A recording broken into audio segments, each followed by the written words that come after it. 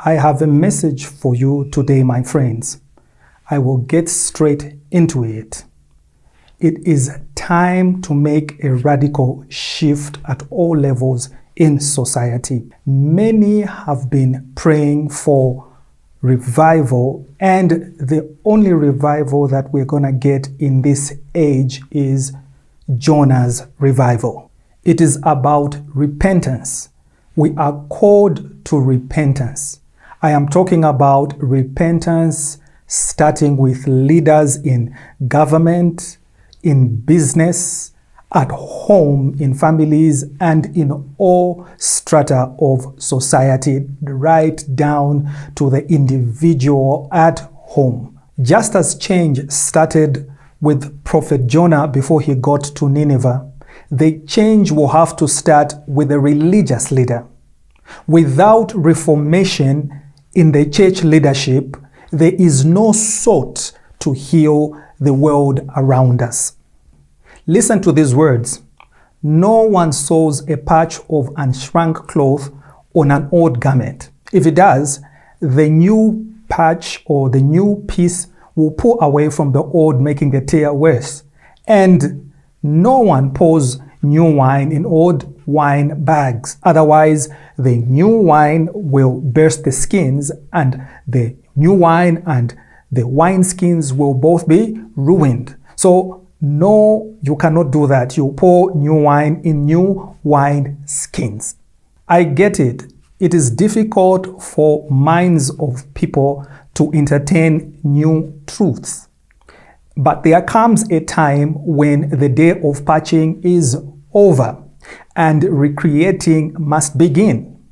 It may well be that there are times when we try to patch, but what we might want to be doing is to abandon it completely and start accepting that we need to work on something new.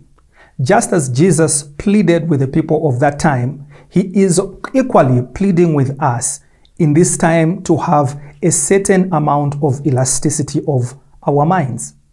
It is fatally easy to become set in our ways. And when our minds become fixed and settled in our ways, and when we are quite unable to accept new truth and contemplate new ways, we might be physically alive, but we are mentally dead. The old phase is past. The new is here. However, the old way of doing things is still being used in this phase. This is affecting the way leadership should operate. The abuses being done by church leaders, national leaders, business leaders, even leaders at home are happening because the new way of doing things has not yet been implemented or has not yet been set up. And that is where the source of the problem is. This was true for the high priest Eli. The abuses committed during his tenure by his subordinates, who happened to be his sons, were only cured by the prophet Samuel. We are currently in the prophetic and apostolic phase. The last phase that we are coming out from is the evangelical and the pastoral phase.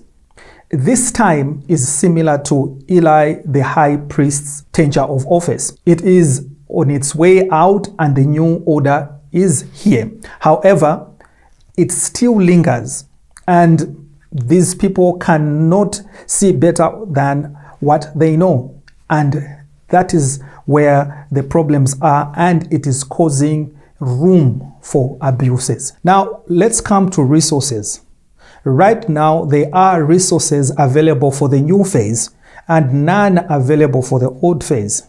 So, which means that for the old to exist in the new, the old system needs to adopt self-preservation as a model and cannibalizing the system that it is meant to save.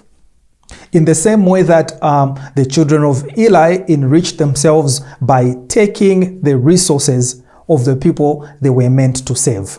In our time, the same is also true for the current system which is moving out. The leadership doesn't have the resources that they need to keep on running. So it is using up the virtue of the people. That is the game that is being played. So the gambit they are using to do this is making promises of prosperity and wealth to anyone who gives them their virtue. But this is the old way of doing things, and it worked in the old phase, and it can't work in this current time that we are in.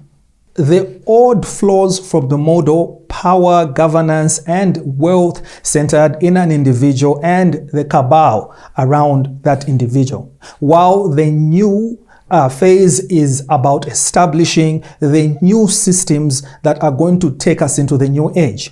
And it requires leadership that will be dispensing great wealth for the creation of these new systems. And as such, the character of the leader is not that of greed to accumulate and be the only one on top of the mountain dishing out crumbs to the needy. That is old school. And yes, there has been a cry and there has been a push, for the rejection of the new phase and the call to go back to the old status quo and reconsolidate power in the old.